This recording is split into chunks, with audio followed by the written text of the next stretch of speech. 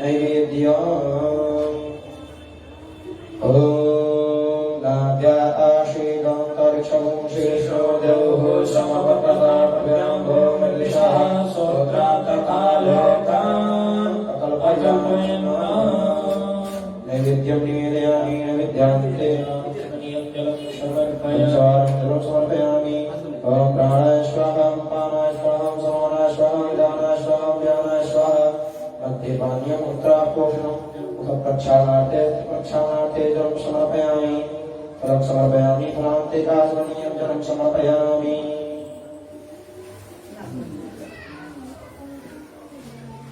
पुष्पाञ्जलिः ॐ दन्नेरज्ञोय रक्तदेहास्ताञ्जलमाय पुमान्यहसना ते अनाकं महिमानः सुसन्तेऽत्र पूर्वे साध्याः सन्ति देवाः पुष्पाञ्जलिं समर्पयामि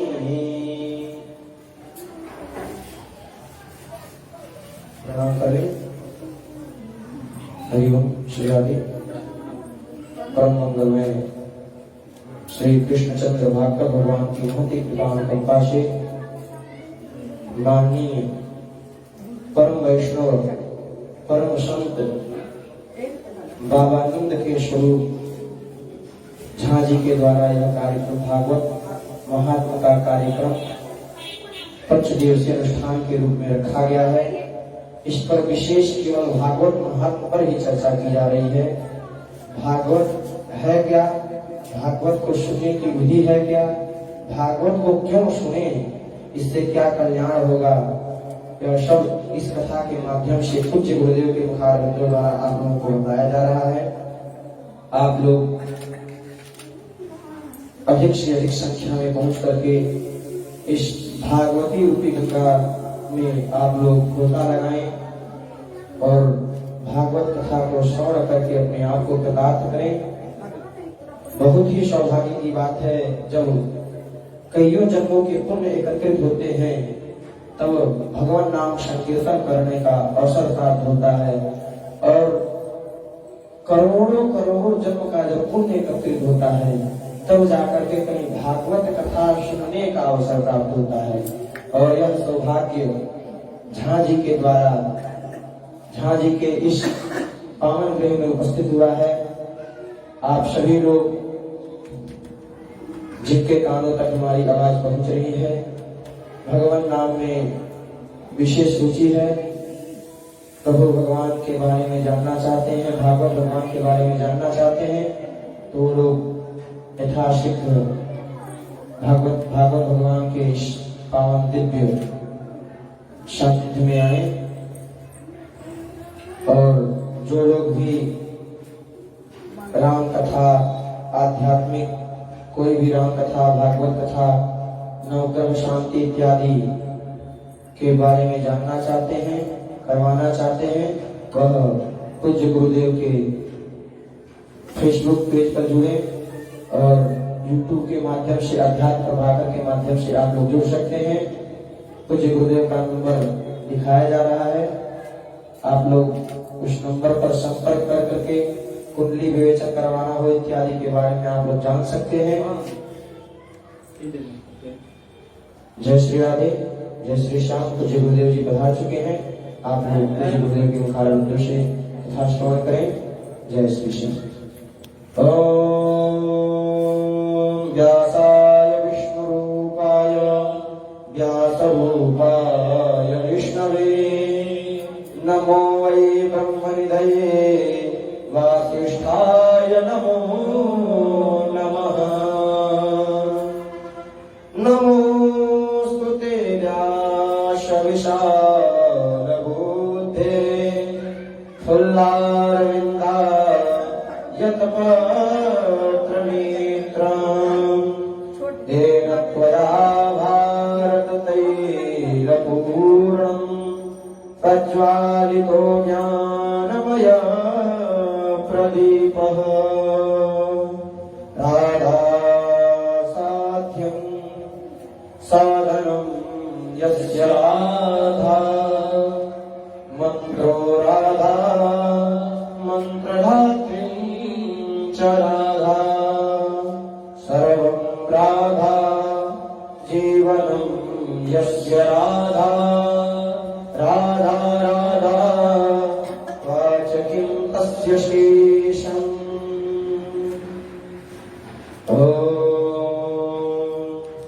श्री पुराण पुरुषोत्तमाय नमः। ओम व्यासाय नमः। ओम शुकाय नमः। ओम ध्येयः सदा परिवर्तनभीष्णदोहम् तीर्थास्पदं शिवविरञ्चिनुतं शरण्यम् नृत्यादिहं प्रणतपालवनाधिपोतम् वन्दे महापुरुषते चरणारविन्दम्। यं प्रव्रजन्तमनुपेतमपेतकृत्यं द्वैपायनो विरहकातरया जुहाव पुत्रेति तन्मयतया तरवो विनीदुस्तं सर्वभूतहृदयं मुनिमानतोऽस्मि। अच्युतं केशवं रामनारायणं कृष्णदामोदरं वासुदेवं हरिं श्रीधरं माधवं गोपिकावल्लभं जानकीनायकं रामचन्द्रं भजे।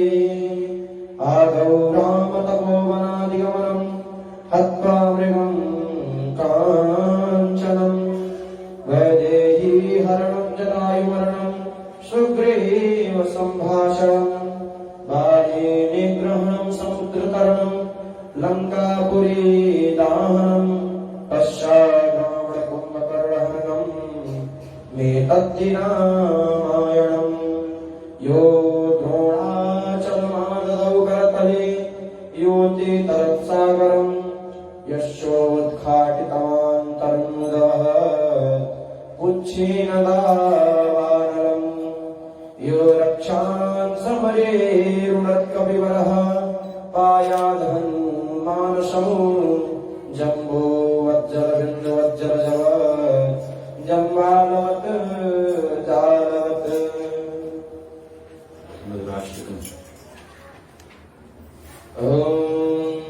अधरं मधुरं वदनं मधुरं नयनं मधुरं हसितं मधुरं हृदयं मधुरं गमनं मधुरं मधुराधिपतेरखिलं मधुरं मधुराधिपतेरखिलं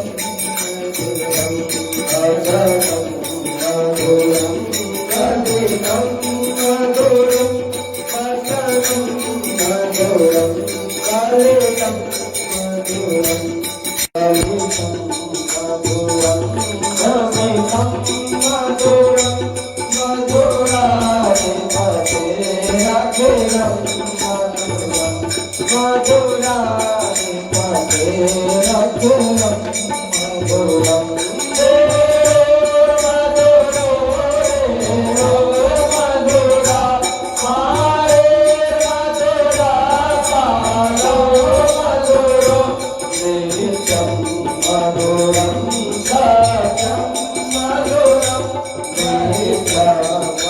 सारी दुनिया है दीवानी राधा रानी आपकी है ना इसमें ही हैं?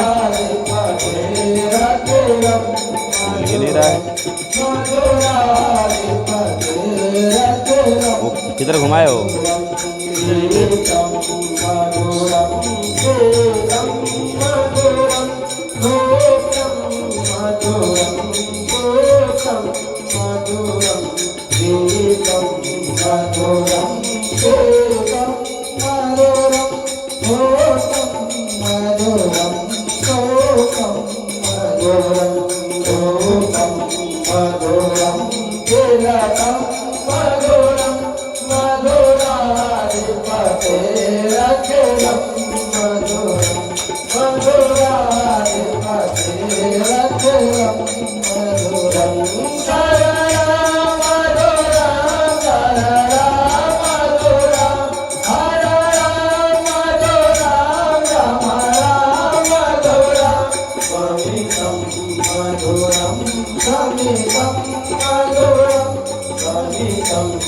मोबाइल दो मोबाइल।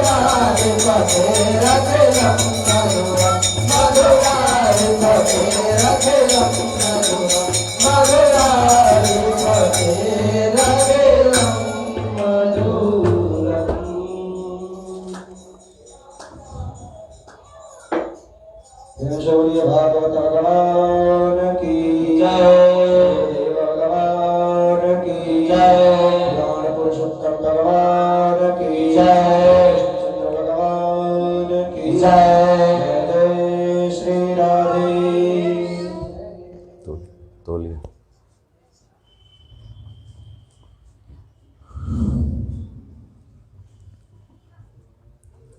नमः परमहंसास्वादितचरणकमल चिन्मकरन्दाय भक्तजनमानसनिवासाय श्रीरामचन्द्राय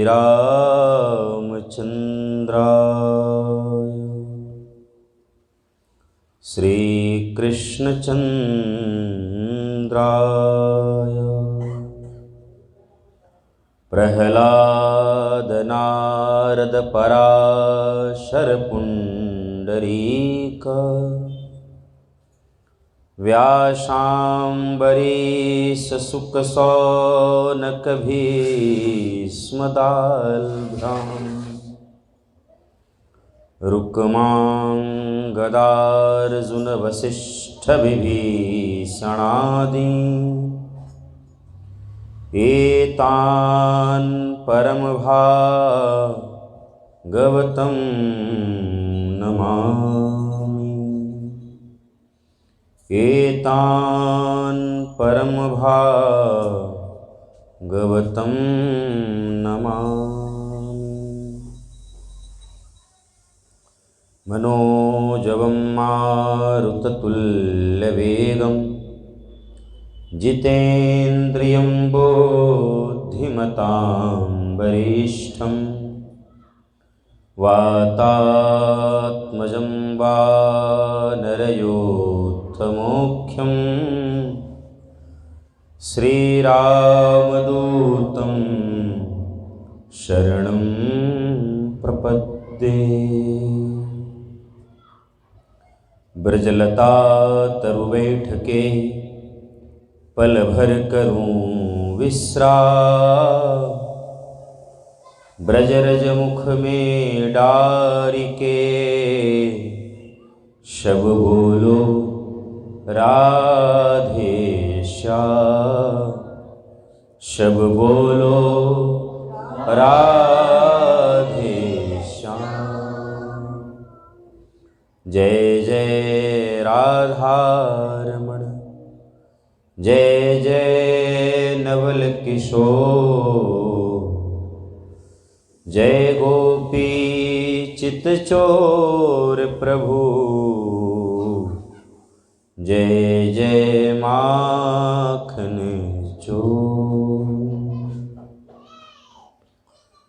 सद्गुरुदेव भगवान की भागवत महापुराण की, वृंदावन धाम की, गुरुदेव शुकदेव की, राजर्षि परीक्षित की, सूत शौनक संवाद की, भागवत सपरिकर की, जय जय श्री राधे, जय जय श्री राधे श्याम। अशरण शरण भक्त वत्सल, दीन वत्सल, कृपा वत्सल, दीनबंधु दीनानाथ की महती कृपा करुणा से, सद्गुरु भगवान के महती कृपा अनुकंपा प्रसाद से, नंदनंदन ब्रजन चंदन यशोदा नंदन गोपी प्राण प्राणेश्वर श्याम सुंदर गिरधारी बनवारी नटवरधारी की महती कृपा करुणा की दिव्यतम प्रसाद से और आप सबके सदप्रयास से श्रीमद्भागवत भागीरथी का आज तीसरा दिवस है। आइए इस भागीरथी में स्नान करें, अपने मन मानस को स्नान करावें। उससे पूर्व 2 मिनट हरे नाम संकीर्तन।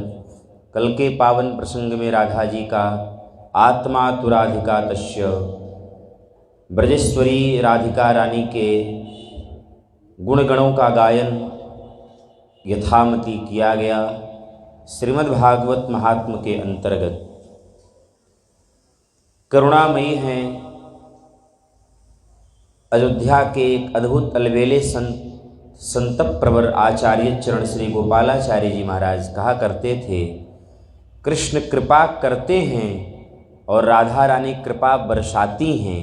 कृपा करने में और कृपा बरसाने में बहुत फर्क है, अंतर है। इसलिए राधा रानी बरसाने वाली हैं, क्योंकि वो कृपा बरसाती हैं, वो कृपा वर्षण करती हैं, कृपा का अभिवर्षण करती हैं। जैसे वर्षा होती है ना, जैसे मेघ बरसते हैं ना, उसी तरह से श्यामाजू अपने भक्त पर, अपने दासी पर कृपा बरसाती हैं, लुटाती हैं। कृष्ण तो टेढ़े हैं, तू टेढ़ा तेरी टेढ़ी रे नजरिया, हमारे वहाँ गाते हैं। तो कृष्ण तो थोड़े से कृपा देने में संकुचित होते हैं, पहले परखते हैं समस्त नियम साधन इसने किया है कि नहीं, उसके फलस्वरूप कृष्ण कृपा प्रदान करते हैं।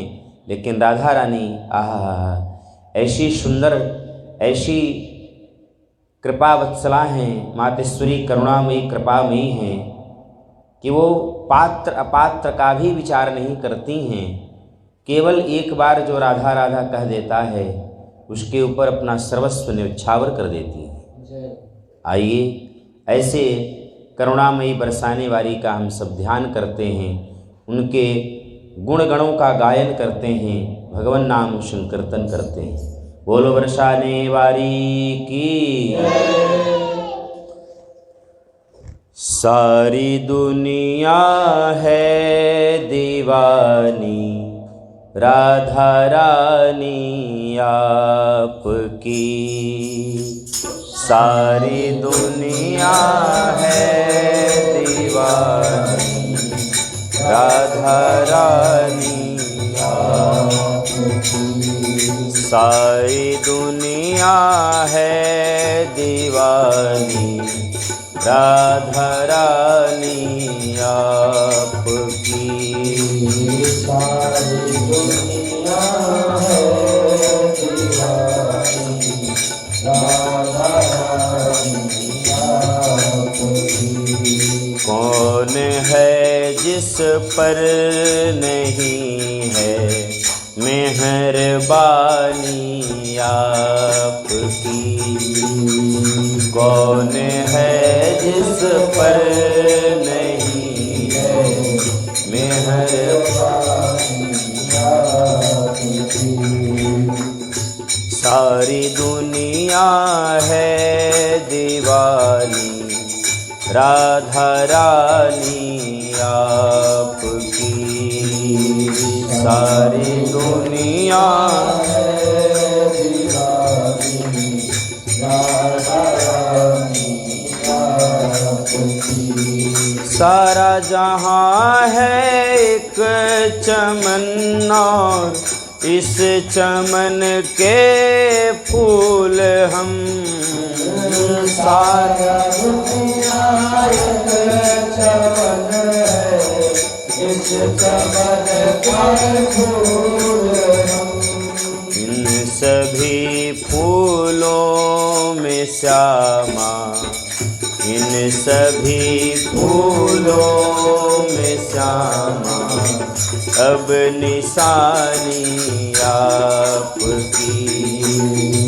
इन सभी फूलों में श्यामा हम निशानी आपकी। सारी दुनिया है दीवानी राधा रानी आपकी। सारी दुनिया है दीवानी राधा रानी आपकी। कौन है जिस पर नहीं है, कौन है जिस पर नहीं है मेहरबानी आपकी। कौन है जिस पर नहीं है मेहरबानी आपकी। जैसे गंगा और जमुना की धारा बहती भूमि पर।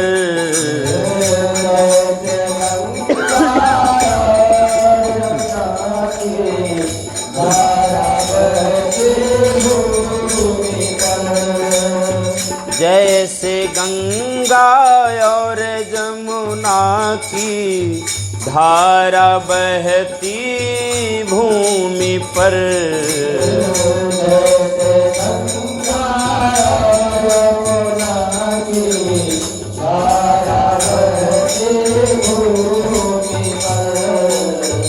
वैसे ही बहती है ममता, वैसे ही बहती है ममता राधा रानी आपकी।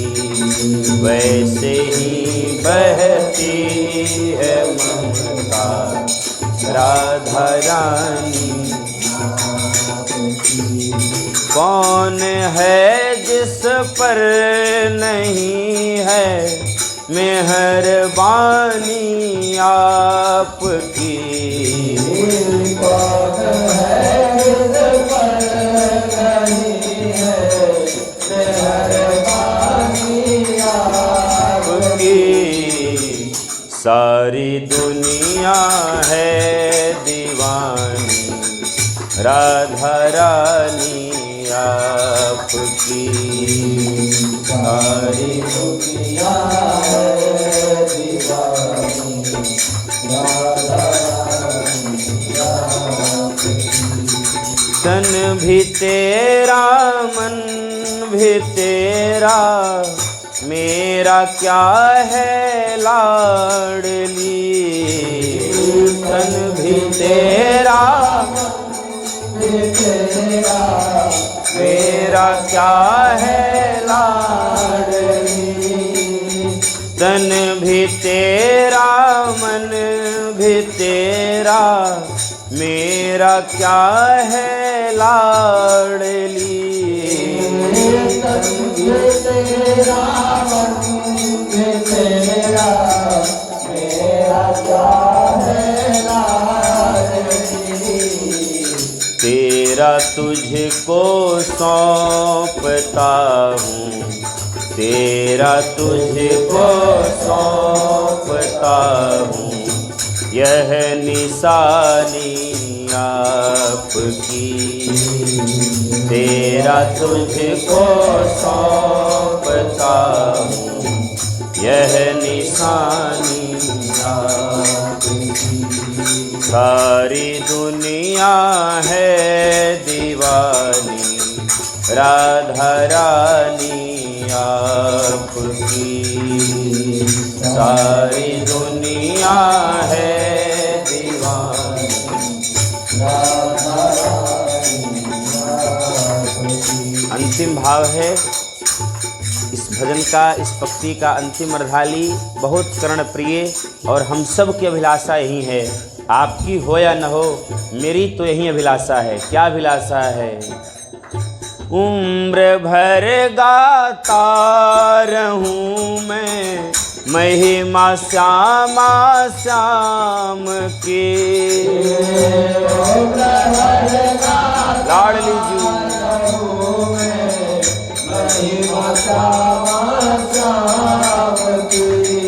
उम्र भर गाता रहूं मैं महिमा श्यामा श्याम की। उम्र भर गाता रहूं मैं महिमा श्यामा श्याम की। उम्र भर गाता रहूं मैं महिमा श्यामा श्याम की। उम्र भर गाता रहूं मैं महिमा श्यामा श्याम की। अपने ही चरणों में रखना, अपने ही चरणों में रखना मेहरबानी आपकी। अपने ही चरणों में रखना मेहरबानी आपकी। कौन है जिस पर नहीं है, कौन है जिस पर नहीं है मेहरबानी आपकी। सारी दुनिया है दीवानी, राधा रानी आपकी। सारी दुनिया है दीवानी, राधा रानी। सारी दुनिया है दीवानी, राधा रानी। कौन है जिस पर नहीं है मेहरबानी आपकी। कौन है जिस पर नहीं है मेहरबानी आपकी।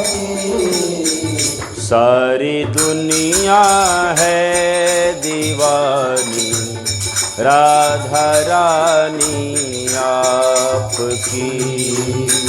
सारी दुनिया है दीवानी, राधा रानी। सारी दुनिया है दीवानी, राधा रानी आपकी। सारी दुनिया है दीवानी, राधा रानी आपकी। सारी दुनिया है दीवानी, राधा रानी आपकी। सारी दुनिया है दीवानी, राधा रानी।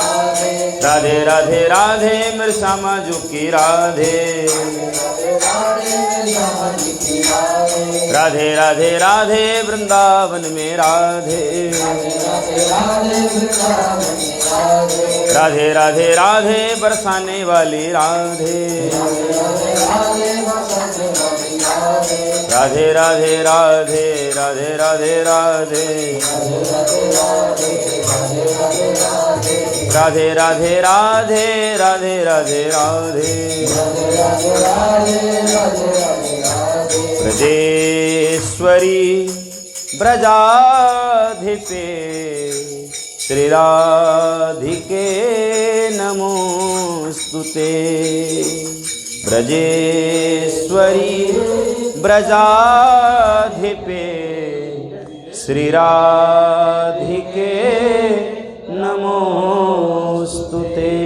राधा रानी की, विश्वानुनंदनी की, श्यामा प्यारी की, जगत जननी की, भागवत भगवान की, राधा रमण लाल की, सद्गुरुदेव भगवान की जय। जय श्री राधे, जय जय श्री राधे। चंद्रिका गमतो यद्वत् स्फाटिका टालभूमिणः अथ सर्वे सुखाम्भोधौ मग्नाः सर्वविश्वस्मरुः। कल के पावन प्रसंग में जमुना जी के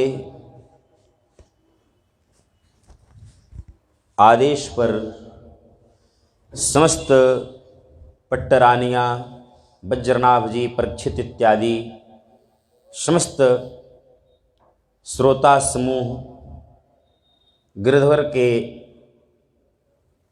गिरिवर कुंज के तलहटी में आकर कुसुम सरोवर के पास में अद्भुत संकीर्तन हुआ है। तदा गमनतो रेजे भ्रीशं संकीर्तनोत्सवः। अद्भुत संकीर्तन हुआ है और उस अद्भुत संकीर्तन का प्रतिफल यह हुआ है कि लता और गुल्म बेला के रूप में उद्धव जी जो साक्षात वृंदावन में विराजते थे, लता गुल्म औषधि नाम, लता और गुल्म से ही साक्षात उद्धव जी प्रकट हो गए। ऐसे प्रकट हुए जैसे स्फटिक मणि की बनी हुई अट्टालिका की छत पर चांदनी छिटकने से अनायास ही चंद्रमा प्रकट हो जाता है और उस चंद्रमा की जो शोभा होती है वो अवर्णनातीत होती है। उसी प्रकार गुंजामाल पहने हुए साक्षात आनंद नंदन के ही स्वरूप में विराजित उद्धव जी महाराज लता गुल्म से प्रकट हो गए। बोलिए उद्धव जी महाराज की जय। सूत जी कहते हैं, शौनकादि ऋषियों, उद्धव जी के आगमन पर सबके मन में अतिशय हर्ष हुआ।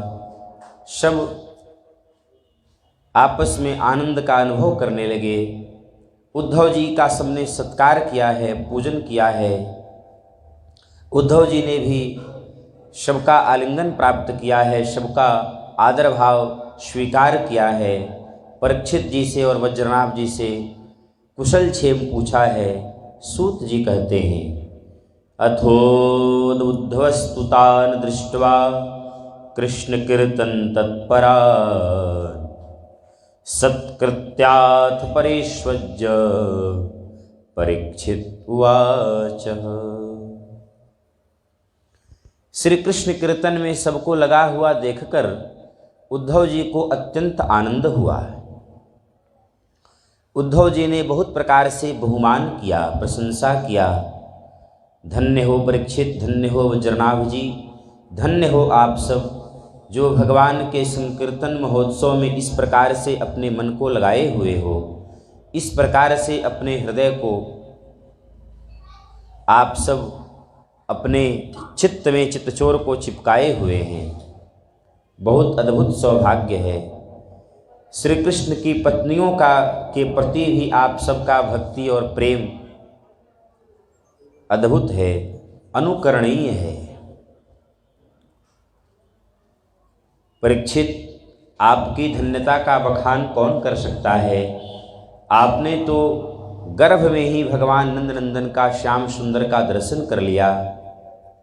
अश्वत्थामा के प्रकोप से जिस समय माता उत्तरा के गर्भ में आप अवस्थित थे, उस समय स्वयं नंदनंदन ने ही सूक्ष्म रूप धारण करके आपकी माता के गर्भ में अवस्थित होकर आपको दर्शन कराया। इतना अत्युत्तम प्रेमोपहार का दर्शन आपको गर्भ में ही प्राप्त हो गया। परीक्षित, आप धन्य हैं। श्री कृष्ण का मन रूपी चंद्रमा आपके चित्त में नित्य निरंतर चिपका हुआ है। श्री कृष्ण के रूप माधुरी, स्वरूप माधुरी, स्वभाव माधुरी आपके अंग अंग में लसित हो रहा है। ऐसे श्री कृष्ण के स्नेह भाजन परीक्षित जी, आप शरणागतों का भय दूर करने वाले हैं। वज्रनाभ के प्रति जो आपका प्रेम है, वह प्रेम भी अद्भुत है। परस्पर संवाद होता है। उद्धव जी ने बहुत प्रकार से बहुमान किया। वज्रनाभ जी से भी कुशल क्षेम पूछा है। विरह वेदना से व्यथित हुई श्री कृष्ण की रानियों से भी उद्धव जी ने मधुर संवाद किया है। इस दिव्यतम संकीर्तन का कारण भी पूछा है। आप सब यहाँ पर आकर के कैसे इस प्रकार क्यों भगवन नाद, भगवन गुणगान कर रही हैं? क्यों आपका मुखमंडल कुछ मलिन सा दिख रहा है? भगवान अपने परम धाम की यात्रा कर चुके हैं, किंतु अर्जुन जी के साथ आप आज्ञा लेकर के यहाँ पर वृंदावन में निवास करती हैं। यह वृंदावन जो सत्वरजतम इत्यादि से परे है, किसी भी प्रकार का कोई विकार वृंदावन में व्याप्त नहीं होता है। कभी भी वृंदावन की शोभा घटती नहीं है। वृंदावन की जो चंद्रमा है, जो शोभा है, जो आभा है, जो प्रभा है, वह नित्य निरंतर श्री कृष्ण चंद्र के समान ही अद्भुत प्रकाशित होता है, प्रकाशमय है। ऐसे इस दिव्य श्रीधाम वृंदावन में आप सबको रहने का सौभाग्य प्राप्त होता है, जहाँ माया भी अपना पर्दा नहीं डाल सकती है, जहाँ घर घर ठाकुर जी की सेवा होती है, घर घर तुलसी जी हैं। ऐसा यह वृंदावन है और इस श्रीधाम वृंदावन में आप सब रह रहे हैं। आपका अहोभाग्य है, आपका सद्भाग्य है।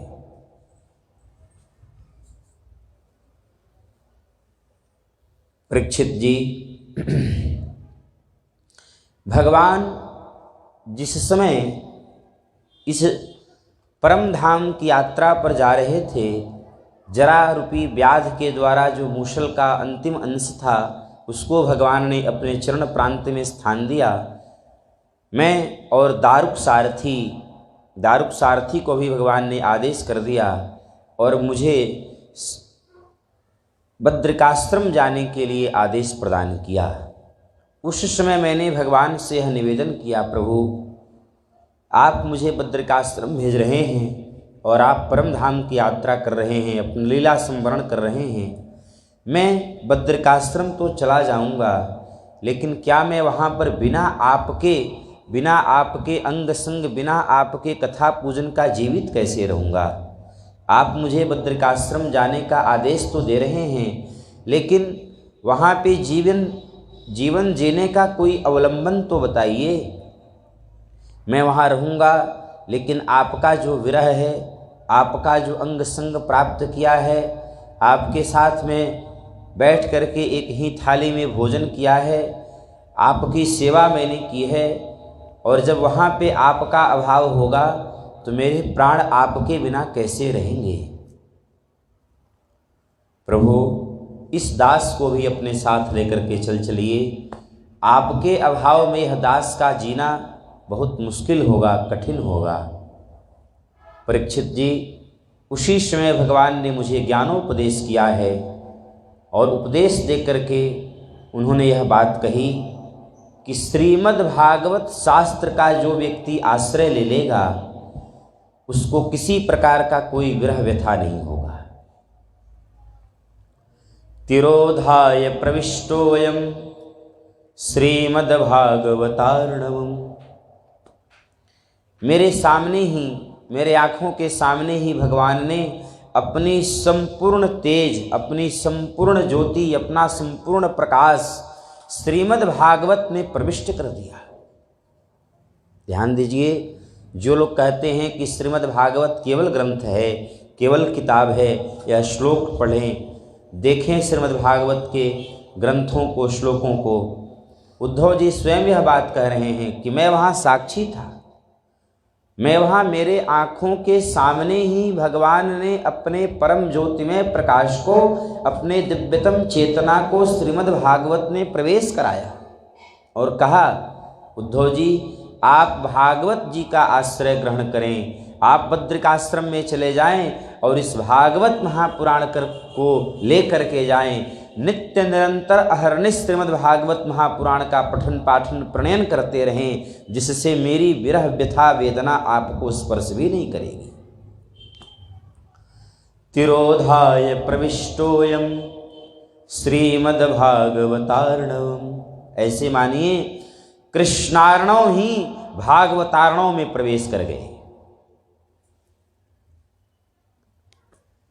संपूर्ण कृष्ण का जो शक्ति, संपूर्ण कृष्ण का जो तत्व था, वह संपूर्ण कृष्ण का तत्व, संपूर्ण कृष्ण का शक्ति प्रकाश श्रीमद् भागवत के रूप में प्राप्त हो गया। श्रीमद् भागवतम शास्त्रम यत्र भागवतैर्यदा कीर्त्यते श्रूयते चापि श्रीकृष्णस्तत्र निश्चितम। जो व्यक्ति भी श्री कृष्ण को प्राप्त करना चाहता है, श्री कृष्ण का साक्षात्कार करना चाहता है, दर्शन करना चाहता है, वो अन्य समस्त साधनों का परित्याग करके केवल एक भाव से एकांकी होकर श्रीमद् भागवत का आश्रय ले लेगा तो उसे एक न एक दिन श्याम सुंदर दर्शन दे देंगे। साक्षात उद्धव जी यह प्रमाण दे रहे हैं। श्रीमद् भागवतम शास्त्रम यत्र भागवतैर्यदा। श्री कृष्ण तत्व का जो प्रकाश है, श्री कृष्ण तत्व का जो समग्र शक्ति है, समस्त जो आभा प्रभा है, वो समस्त श्रीमद् भागवत में व्याप्त है। श्रीमद् भागवतम यत्र श्लोकम श्लोकार्धमेव च तत्रापि भगवान कृष्णो वल्लभिर्विराजते। जहाँ श्रीमद् भागवत का पाठ होता है, जहाँ श्रीमद् भागवत का गायन होता है, वहाँ भगवान अकेले नहीं पहुँचते हैं। तत्रापि भगवान कृष्णो वल्लभिर्विराजते। अपने सपरिकर नंद बाबा गोपी ग्वाल वालों के संग में, अपितु यूं कहूँ संपूर्ण वृंदावन गोलोक धाम छोड़ करके भगवान इस कथा सत्र में पधारते हैं। अकेले भगवान आते हों ऐसा नहीं है। गोप गोपी राधा रानी अष्ट सखियाँ पटरानियाँ समग्र शक्ति समग्र सपरिकर भगवान लेकर के आते हैं। चलो चलो वहाँ मेरी कथा हो रही है, वहाँ मेरे लिए भागवत महापुराण जो मेरा ही साक्षात वांगमय स्वरूप है उसका गायन हो रहा है। रानियों, आपको जो भी विरह वेदना सता रही है, श्री कृष्ण भगवान का जो वियोग आपको स्पर्श कर रहा है, वह केवल श्रीमद् भागवत के अभाव में हो रहा है। आपने वास्तविक रूप से भी भागवत जी का शरण ग्रहण नहीं किया है, इसलिए आप सबको श्री कृष्ण का विरह स्पर्श कर रहा है। आप दुखित हैं। भगवान की वास्तविकी लीला जिसकी मैंने कल चर्चा की थी, एक लीला वास्तविकी है और एक लीला है व्यवहार की लीला। भगवान उस लीला के माध्यम से हम सबको शिक्षण प्रदान करते हैं। मर्त्यावतारस्तु हिमर्त शिक्षणम रक्षो वधाय न च केवलम विभो। क्या भगवान को कंस को मारने की आवश्यकता है? क्या भगवान रावण को मारने के लिए आते हैं? जिस रावण को भगवान ने बनाया, जिस कंस को भगवान ने बनाया, जिस कंस के कारागार से भगवान रातों रात चले गए, आप सोचिए एक बार। क्या चाहते तो उसी समय गोविंदाय नमो नमः नहीं हो जाता? कंस के कारागार में जन्म लेते हैं, कंस के कारागार के समस्त माता पिता की बेड़ियां खुल जाती हैं, द्वारपाल सैनिक इत्यादि सब गहरे निद्रा में चले जाते हैं, मोह निशा में चले जाते हैं, और भगवान मथुरा से गोकुल पहुंच जाते हैं रातों रात, और खबर तक नहीं लगती है कंस को। सोचिए, मर्त्यावतारस्त्वहमर्त शिक्षणम रक्षो वधायैव न च केवलम विभो। जो विभु, जो व्यापक परमात्मा हैं, वो हम सबको शिक्षित करने के लिए, शिक्षण प्रदान करने के लिए, क्योंकि यद्ददाचरते श्रेष्ठस्तत्तदेव तरो जनः। जो बड़े लोग आचरण करते हैं उन्हीं का अनुसरण जीव भी, मनुष्य समुदाय भी करता है। उद्धव जी बहुत प्रकार से श्रीमद् भागवत की महिमा का बखान कर रहे हैं और रानियों को संबोधित करते हुए कह रहे हैं, आप सबको श्रीमद् भागवत का आश्रय लेना चाहिए। आप सब निश्चित रूप से श्रीमद् भागवत ग्रंथ का सेवन करें। एकमात्र श्रीमद् भागवत ग्रंथ ही आपका औषधि है। नाना प्रकार से समझाते हुए उद्धव जी ने एक बहुत ऊंची बात कही और भारतवासियों के लिए कही, स्पेशल भारतवासियों के लिए कही। जिनका जन्म भारत में हुआ है ना, वे लोग इस श्लोक को अवश्य सुने। कथा तो नेपाल में हो रही है, लेकिन आप सब भी मूलतः भारत के ही हैं। आपके भी पूर्वज वंशज सब तो भारत के ही हैं, और नेपाल कोई भारत से बहुत दूर नहीं है, कोई समुद्र पार करके नहीं आना है। इसको भी एक भारत का समीपवर्ती हिस्सा ही माना जाता है, बहुत दूर नहीं है। उद्धव जी कहते हैं कि जिसने भारतवर्ष में जन्म लेने के बाद भी कथा नहीं सुना, कथामृत का पान नहीं किया, श्रीमद् भागवत का पान नहीं किया, उसने अपने ही हाथों से अपना हत्या कर लिया। भारतवर्ष में जन्म लेने के बाद यदि आप कथा नहीं सुन रहे हैं तो आप अपनी हत्या अपने से कर रहे हैं, आप आत्महत्यारे हैं। भारते मानवम जन्म प्राप्य भागवतम नयैः श्रुतं पापराधीनैः रात्मघातस्तु तैः कृतः। इस दुर्लभ भारत में जन्म होना और इस दुर्लभ भारत में जन्म होने के बाद भी मनुष्य होना, मनुष्य की योनि मिलने के बाद भी मनुष्यत्व प्राप्त करना, और इतना कुछ होने के बाद भी यदि आप सब भागवत नहीं सुन रहे हैं तो आप क्या हैं? अपने प्राण के घातक आप स्वयं हैं। भारते मानवम जन्म प्राप्य भागवतम नयैः। बड़े भाग मानुष तन पावा। कहना बहुत आसान है, पर इसके इतिहास में यदि आप जाएंगे, गोस्वामी जी ने ऐसे नहीं कह दिया बड़े भाग मानुष तन पावा। कितने कितने योनियों और कितने कितने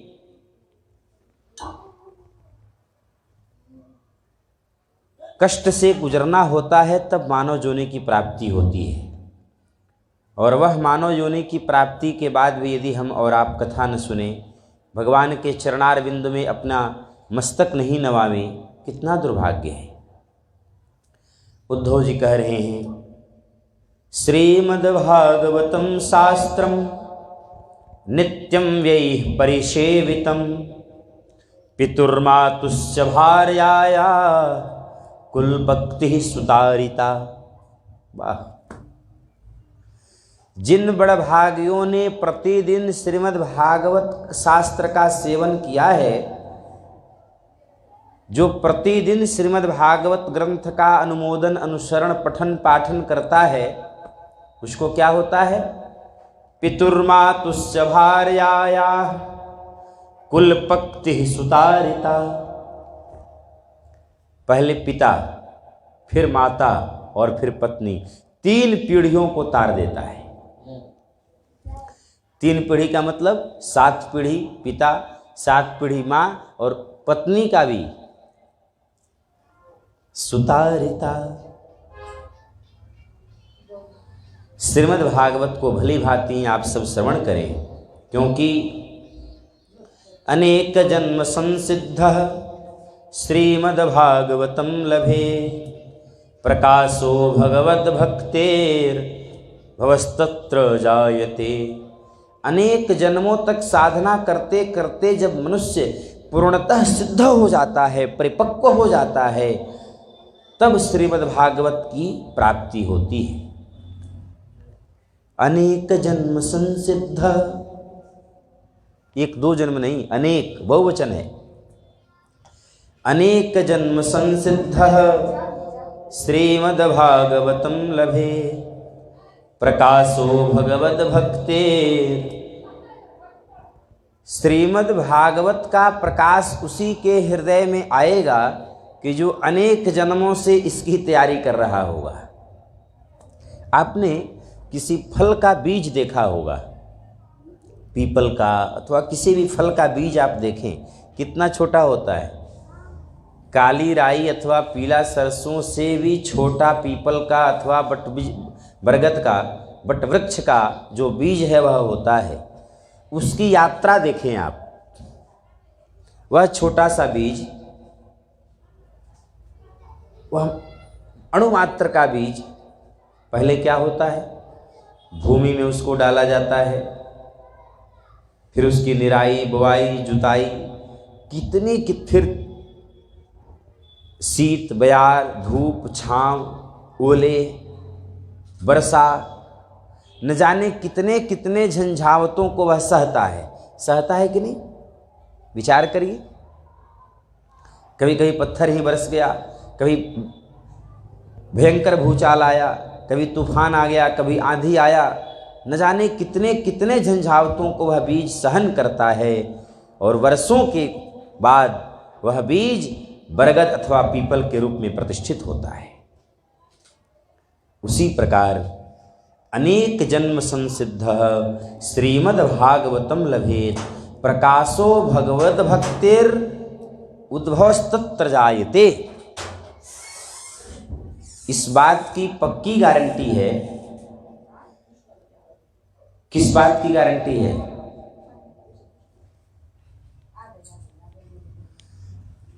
आ जाइए, बैठिए। किस बात की गारंटी है? आइए, वहाँ भी बैठ सकते हैं, सोफा, जी, वहाँ भी सोफा पर भी बैठ सकते हैं। जैसे आपको अनुकूलता हो वैसा बैठा जाए, सोफा पर भी बैठ सकते हैं।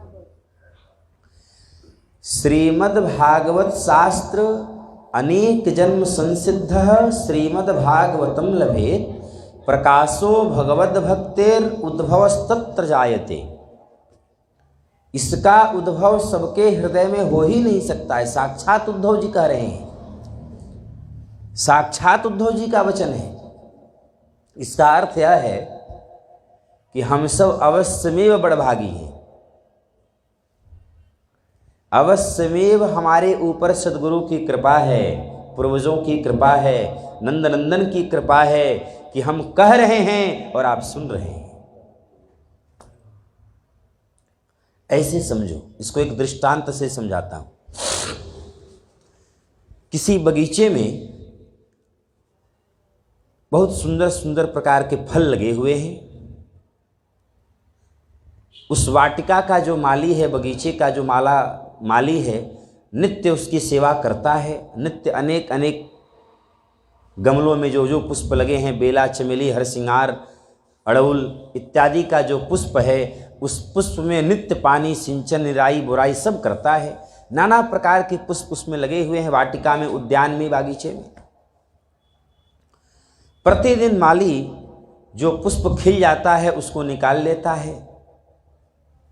ध्यान से सुने, श्रीमद् भागवत किसको मिलती है, श्रीमद् भागवत की स्थापना किसके हृदय में होती है और क्यों?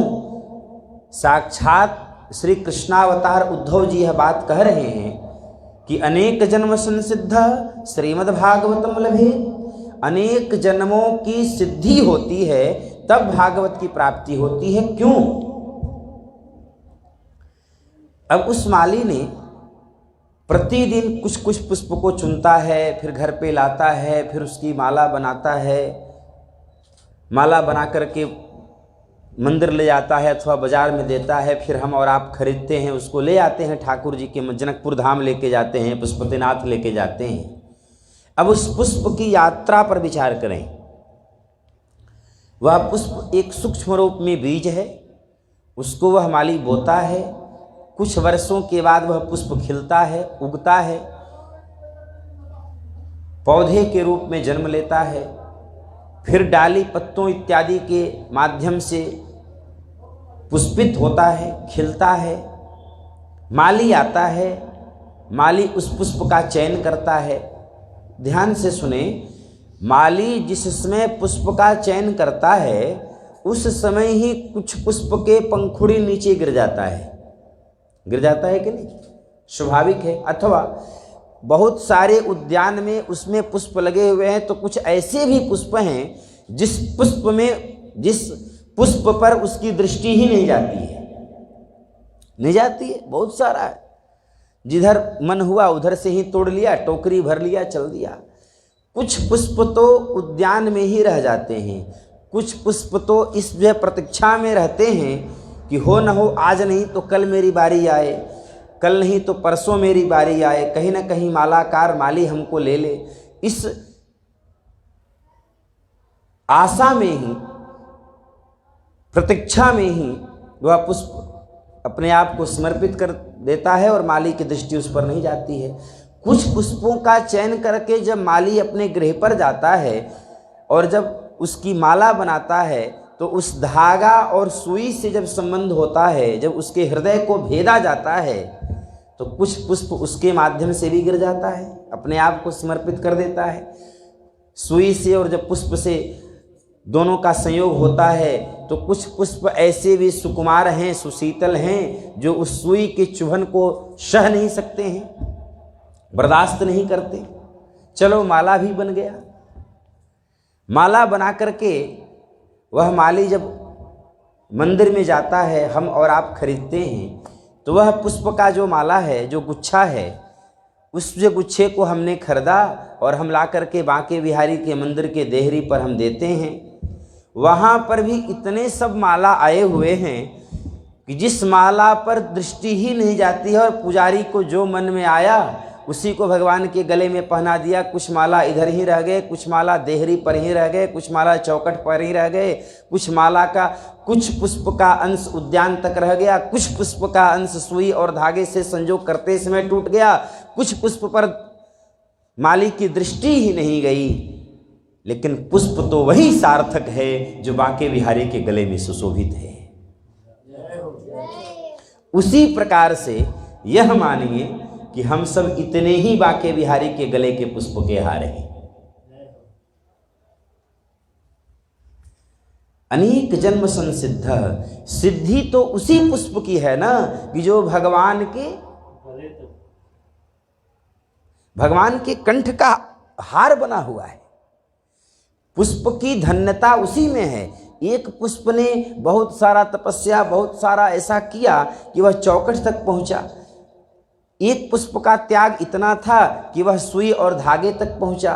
कुछ पुष्प का त्याग इतना था कि वह माली के माध्यम से बेचने वाले तक पहुंचा।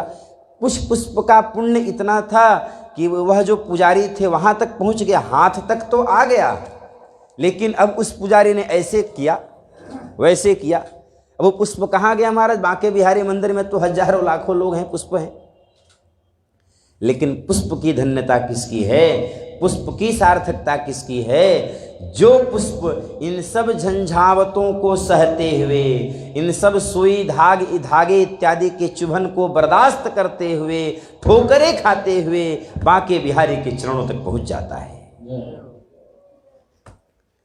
अनेक जन्म संसिद्ध श्रीमद्भागवतं लभे, प्रकाशो भगवत भक्तेर उद्भवस्तत्र जायते।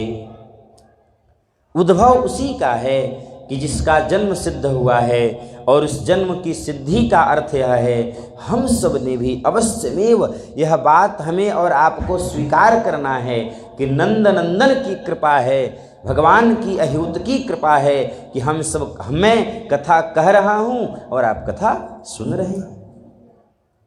प्रत्यक्ष कृपा का प्रमाण है यह। भगवान हमारे और आपके ऊपर कृपा करते हैं, इससे बड़ा कोई प्रमाण होगा क्या? भगवत कृपा लेसवा, भगवान कृपा कर रहे हैं, इससे बड़ी कृपा क्या होगी जी? जिस कथा को सुनने के लिए बड़े बड़े देवता भी तरसते हैं, स्वर्ग में यह कथा नहीं है। आप लोगों को यदि ऐसा जानकारी है कि स्वर्ग में कथा होती है, स्वर्ग में कथा नहीं है। और स्वर्ग में जाता कौन है? जितने दिन तक आपका पुण्य है, जितने दिन तक आपके पास वहाँ के पुण्य का एटीएम कार्ड है, उतने दिन तक ही आप स्वर्ग में रहेंगे। क्षीणे पुण्य मर्तलोकम विसंति, जैसे ही आपका पुण्य क्षीण हुआ त्यों ही आप चले आएंगे। फिर आपको आना होगा, फिर कुछ पुण्य करेंगे, तपस्या करेंगे, योग साधना करेंगे, तब जाएंगे। स्वर्ग में कथा नहीं है, स्वर्ग में सब कुछ है। समस्त सुख संसाधन भोग ऐश्वर्य इत्यादि की जितने भी सामग्रियां पदार्थ हैं वह सब है, लेकिन कथा नहीं है। स्वर्गे सत्ते च कैलासे वैकुंठ्यम नास्तयं रसः, अतः पिबन्तु सद्भाग्या मामुञ्चत् करहिचित्। स्वर्गे सत्ते च कैलासे, स्वर्गलोक, सत्यलोक कैलाश लोक में भी नहीं है, कैलाश लोक भी छोड़ दीजिए, वैकुंठ लोक में भी नहीं है। स्वर्गे सत्ते च कैलासे वैकुंठ्यम नास्तयं रसः, नास्तयं रसः, यह रस वहाँ भी नहीं है, वहाँ भी सुलभ नहीं है। अतः पिबन्तु सद्भाग्या मामुञ्चत् करहिचित्। बार बार पियो, बार बार पियो, बार बार इसको पियो, बार बार पियो, बार बार इसका सेवन करो। अच्छा, ये बात पक्की है ना कि यदि वहाँ कथा होती तो फिर भगवान यहाँ पे आते क्यों? विचार करिए, वहाँ पे यदि भगवान को कथा मिल जाती तो फिर भगवान यहाँ पे क्यों आते? राम जी बन बन क्यों भटकते? सबरी की कथा हम और आप कैसे गाते? राम रावण की कथा हम और आप कैसे गाते? विभीषण के रूप में शरणागति की पाठ हम सब कैसे पढ़ते? निश्चित है कि जो साक्षात भगवान के अवतार उद्धव जी जो बात कह रहे हैं 100 में 100% सत्य है, सामान्य चीज नहीं है। कथा को हल्के में लेना, कथा को बिल्कुल सामान्य दृष्टिकोण से समझना हमारी और आपकी यह नादानी है। स्पष्ट कह रहे हैं, यह जो श्रीमद् भागवत का प्रकाश है, यह श्रीमद् भागवत का प्रकाश भगवान की कृपा से, अनुकंपा से ही प्राप्त होती है। पूर्व काल में सांख्यायन ऋषि की कृपा से श्रीमद् भागवत बृहस्पति जी को मिला था, और उन्होंने ही, बृहस्पति जो मेरे गुरु जी हैं, जो मेरे गुरुदेव हैं, उनके माध्यम से यह अधिकार, यह आख्यान मुझको प्राप्त हुआ था। परंपरा से मुझे भी यह प्राप्त हुआ था। बृहस्पति भगवान ने समस्त माया से उस पार जाने के लिए क्या क्या उपाय होता है, बृहस्पति भगवान ने सम्यक प्रकार से, बृहस्पति गुरुदेव ने ब्रह्मा जी, विष्णु जी, शंकर जी को भी श्रीमद् भागवत का पान कराया था। उद्धव जी अतिशय प्रसन्न होकर श्रीमद् भागवत की महिमा का बखान कर रहे हैं। श्रीमद् भागवत की महिमा अद्वितीय है। देखो, श्रीमद् भागवत क्या है थोड़ा समझिए। जिस प्रकार कोई एक मूर्तिकार है, तो वह मूर्तिकार चांदी की मूर्ति बनाता है, लोहा की मूर्ति बनाता है ना। सोनार है तो सोना की मूर्ति बनाता है। उससे कहा जाए कि आप खूब सुंदर हनुमान जी की, कृष्ण जी की सोने की मूर्ति बना दो, तो वह सोना की मूर्ति बना देगा। यदि आप लोहार से कहेंगे कि कोई ना कोई लोहा की मूर्ति बना दो, तो वह लोहा की मूर्ति बना देगा। सोनार सोना की मूर्ति बना देगा।